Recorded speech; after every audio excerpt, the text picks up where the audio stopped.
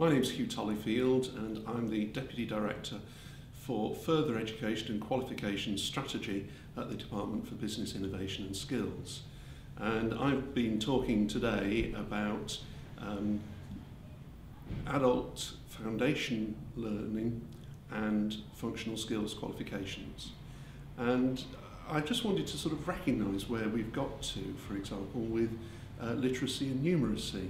Nearly 10 years now of a programme that we all know as Skills for Life, and we've made great steps forward. We've now got a recognised curriculum, we have qualifications that we've been using for nearly 10 years now, and we've increased the numbers of teachers quite dramatically, and we've got nearly 3.25 million people who have taken adult basic skills qualifications. So there's a lot to be proud of with that programme. But I think also, we're recognising that it is time to take stock of where we are, and there's a lot happening in the coming year.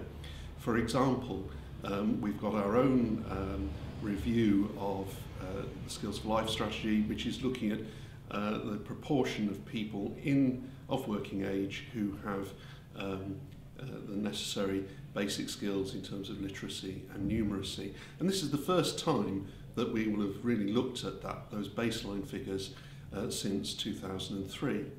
And this is going to tell us what progress have we really made. Can we see the impact of those 3.25 million qualifications in terms of the proportions of people who have those essential skills that they need.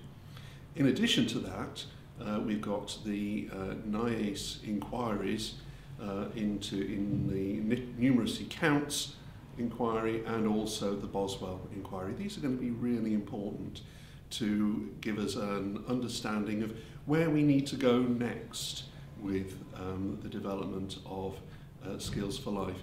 And I think a particular challenge there is going to be where we go with numeracy, as we know that we haven't made the progress with numeracy that we thought we were going to, whereas we have done well in relation to literacy.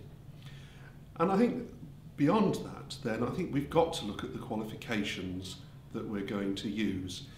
Qualifications in relation to basic skills, but also what are the qualifications we're going to use as the measure of functionality in apprenticeships. At the moment we have adult basic skills qualification in Skills for Life, and we have the key skills qualifications in apprenticeships. We took the decision to delay the replacement of key skills with functional skills until April next year, and this is on the basis that we needed to review progress that we've made and to look at whether we've got what we need in terms of the delivery capacity for the functional skills qualifications in apprenticeships. And I think the feedback that we're getting from providers particularly is that there are two things we really need to address. One of those is to get the assessment regime that we need. Work-based learning providers need assessment which is on demand, ideally online, where you get quick results and also you can get more feedback in terms of the performance of your students. And if we look at what is happening, then awarding organisations have done a lot to develop assessment regimes, but we haven't yet met that requirement, and there's a challenge there, I think, for all of us, not just awarding organisations, but also the regulator, Ofqual, and ourselves, to look at how we can develop that assessment regime. The other aspect of this is really how do we make sure that we can embed functional skills into the curriculum so that there is an alignment between the standard, the curriculum, the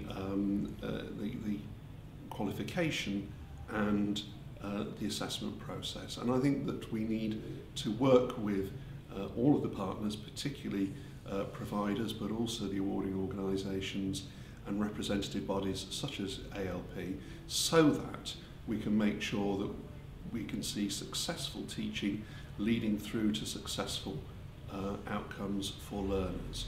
And I think that we have to make a judgment about whether we can achieve that by April next year, or whether we need to look at a longer period of development. And we're going to be working with our partners on this over the coming months.